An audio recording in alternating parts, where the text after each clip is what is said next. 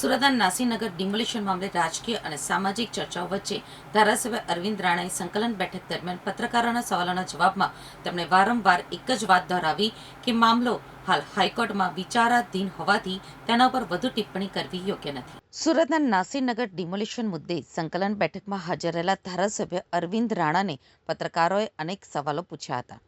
જોકે દરેક સવાલના જવાબમાં તેમણે સ્પષ્ટ કહ્યું હતું કે આ હાઈકોર્ટમાં ચાલી રહેલો મામલો છે અને તેના ઉપર જાહેર ચર્ચા કરવી યોગ્ય નથી. તેમણે જણાવ્યું કે નાસીનગર મુદ્દે આજે કોઈ વિશેષ બેઠક યોજાઈ નથી. ડિમોલિશન બાદ અનેક પરિવારો ઘર વિહોણા બન્યા હોવાના પ્રશ્ન ઉપર પણ અરવિંદ રાણાએ કહ્યું કે લોકો ન્યાયની માંગ કરી રહ્યા છે અને આખરે ન્યાયપાલિકા જે નિર્ણય કરશે તે સૌને માન્ય રહેશે. બીજી વસ્તુ એ છે કે મને લાગે છે ત્યાં સુધી, મને ખબર છે ત્યાં સુધી એ હાઈકોર્ટ મેટર છે અને હાઈકોર્ટ મેટર હોય તો એ સંજોગોની અંદર જ્યુડિશિયલ જ્યારે આ બાબત હોય ત્યારે મને લાગે છે કે આની કોઈ ચર્ચા કરવાનો અત્યારે કોઈ અર્થ નથી. કાકા એવું છે, હાઈકોર્ટ મેટર વાત અલગ છે અને મહાનગરપાલિકાની કમિટીની રચનાની વાત અલગ છે. રિપોર્ટ સોંપવાનો હતો પરંતુ કોઈ જવાબ નથી આપી રહ્યું. મેં આપને એ જ વાત કરીને કે જે બાબત જ્યુડિશિયલ મેટર હોય, હવે જ્યુડિશિયલ મેટરની કોઈ પણ ચર્ચા કરવી એ અસ્થાને હોય છે. કમિટીની વાત હોય તો એ કમિટી પણ આપણે હાઈકોર્ટને બંધાયેલી છે, એટલે જે કંઈક હાઈકોર્ટ ડિસિઝન આપશે એ બધાએ માન્ય રાખે. કાકા બીજી વાત છે કે ડિમોલેશન થયું છે પરંતુ કોઈ સ્વીકારવા તૈયાર નથી કે આ ભૂતિયા ડિમોલેશન છે કે સાચી રીતના થયું છે. કહેવાની વાત એ જ છે કે જ્યારે હાઈકોર્ટમાં આ મેટર પડેલી છે અને હાઈકોર્ટ એનું ડિસિઝન લેવાની છે તો આપણે જ્યુડિશિયલ પર વિશ્વાસ છે અને જ્યુડિશિયલ જે નિર્ણય લેશે એ બધાને માન્ય કાકા રહેશે. છેલ્લો સવાલ, કેટલું યોગ્ય આ રીતના ડિમોલેશન કરવું? કારણ કે કોઈ પણ પ્રકારની નોટિસ કે કોઈ પણ પ્રકારની જાણ કર્યા વગર હજી પણ લોકો છે તે ઘર વિહોણા છે અને એમને બેઠા છે. તમારી વાત એકદમ સાચી છે અને એટલા માટે જ ન્યાયની માંગણી થઈ છે. તો ન્યાયપાલિકા પોતાની રીતે નિર્ણય કરીને જે નિર્ણય લેશે એ સૌને માન્ય રહેવાનું છે. કોને ન્યાય મળશે? મહાનગરપાલિકાને કે પછી ત્યાંના રહીશોને? દરેકને ન્યાય મળશે. ન્યાયની પ્રક્રિયા જેવી છે કે દરેકને ન્યાય મળે એવી આપણા બંધારણની અંદર જે કંઈક જોગવાઈ છે, જોગવાઈના આધારે દરેકને ન્યાય મળે. છેલ્લો સવાલ કે બિલ્ડરના ઇશારે આ ડિમોલેશન કરવામાં આવ્યું છે, કેટલું યોગ્ય કહેવાય? હું વાત એક જ કરું છું કે જે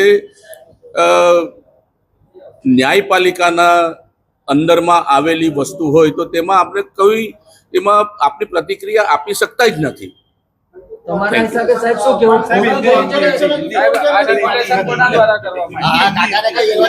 કાકા એકલા કાપી છે. પ્રી મોન્સૂન તમે જેટલું બોલો એટલું બોલો, બીજું કઈ નથી બોલવાનું છે.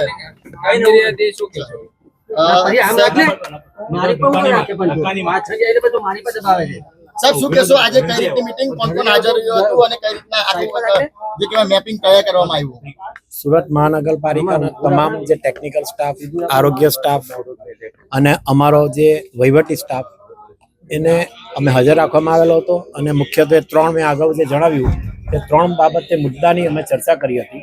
માન્ય ધારાસભ્ય શ્રી અરવિંદભાઈ રાણા સાહેબ પણ ઉપસ્થિત રહ્યા હતા અને એમણે પણ ઘણી સજેશનો કર્યા અને ઝોનની કાર્યવાહીમાં જે કંઈ સુધારા વધારા કરે તે બાબતે પણ અમે સૂચન કર્યું. નાસિરનગરમાં તમને જે પ્રકારે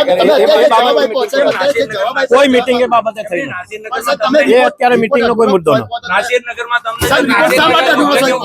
સાહેબ રિપોર્ટ શા માટે અધૂરો હોય? એ બાબતે નો કોમેન્ટ. સાહેબ રિપોર્ટ શા માટે અધૂરો હોય? અમારી કોઈ કોમેન્ટ સાહેબ અધિકારીઓ 7% નથી આપ્યો, એ પ્રકારનો રિપોર્ટ હોય?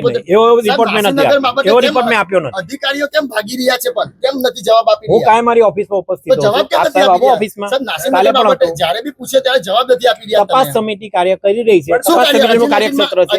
તપાસ સમિતિના અધ્યક્ષ જે છે એમના સભ્યો તમને જવાબ આપી શકે. તમે પણ અંદર છો કે ના, હું નથી. હું એ કમિટીમાં નથી. હું કમિટીમાં વડા છો સાહેબ? મારી ફરજ એમને જે માહિતી માંગે છે તે આપવાની છે તે હું આપી રહ્યો છું. પૂરો સહકાર આપી. સાહેબ જો ગેરકાયદેસર બાંધકામની ફરિયાદ ઉઠી હતી જે પાલિયા એલિગન્સની, એમાં શું કાર્યવાહી કરી સાહેબ? એ કરીશું, જોઈશું. જ્યારે પણ એમ સામાન્ય લોકોના ઘર તોડી નાખવામાં આવે છે તો આમાં કેમ નથી થતી સાહેબ? સાહેબ કેમ નથી થતી? સાહેબ મહાનગરપાલિકા ગભરાઈ રહી છે સાહેબ, શું લાગે છે સાહેબ? સાહેબ કેમ નથી કાર્યવાહી થતી? બિલ્ડર માટે બિલ્ડર છે એટલા માટે